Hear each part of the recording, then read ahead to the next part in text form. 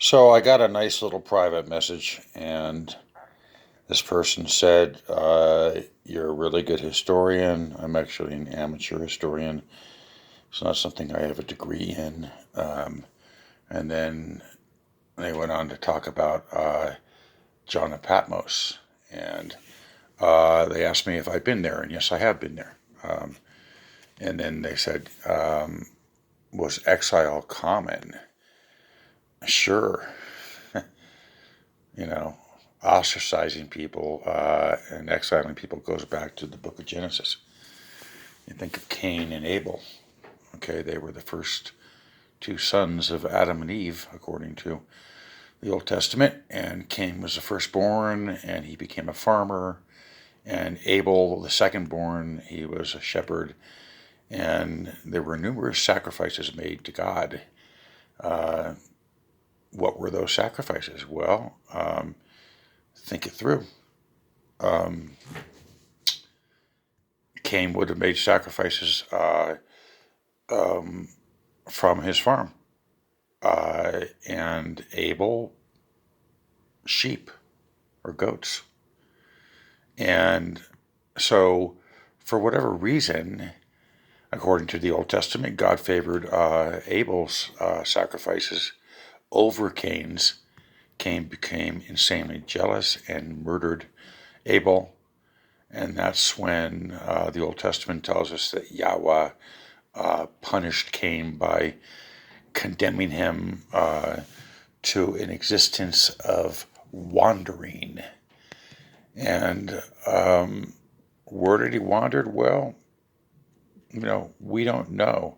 Uh, if you read the theologians from uh, the 1300s and 1400s and 1500s, they talk about Nod uh, and saying that this was a metaphorical city, actually a meaning for purgatory, and it was populated by demons.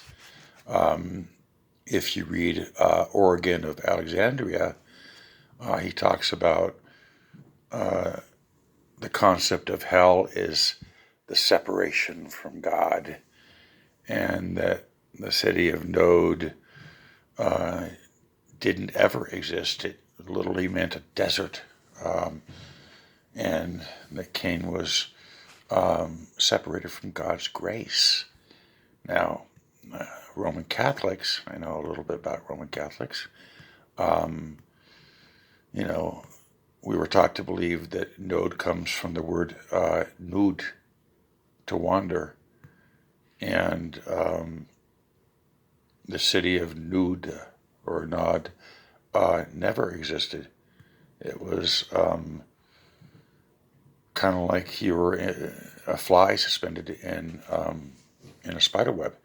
And I remember being taught that um, God also said, if anything happens to you, Cain, we will avenge you sevenfold, which is pretty interesting because you figure God would pretty much be able to protect Cain easily. Um, and then you go to the evangelicals. If you go to the Deep South and you talk to an evangelical, they're going to tell you that Cain traveled to an actual land with his wife, and it was somewhere in a desert. Uh, and um, Cain must have married his sister, um, which actually kind of makes sense because if you start looking at the Egyptian gods that we've talked about, Osiris and Set, so on and so forth, they all married their sisters. Seemed to be kind of common in the ancient world. So uh, the neo Protestants believe that there were other lineages of people already in existence at the time of Cain and Abel.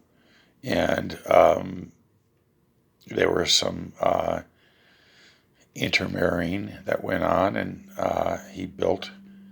Cain built a city called Enoch, Enoch. So it really depends upon who you talk to. You can talk to an Anglican, and they will tell you, no, it was actually a city, and it's in Iraq, in modern day Iraq. It's a city that was built right along the Euphrates. Um, they never address uh, Cain's wife. That seems to be a mystery that is not addressed in the Old Testament. Uh, and I've talked to a lot of people, I've talked to priests and rabbis, and, you know, uh, no one can, no one can tell me who Cain's wife was. There's always this very uncomfortable silence.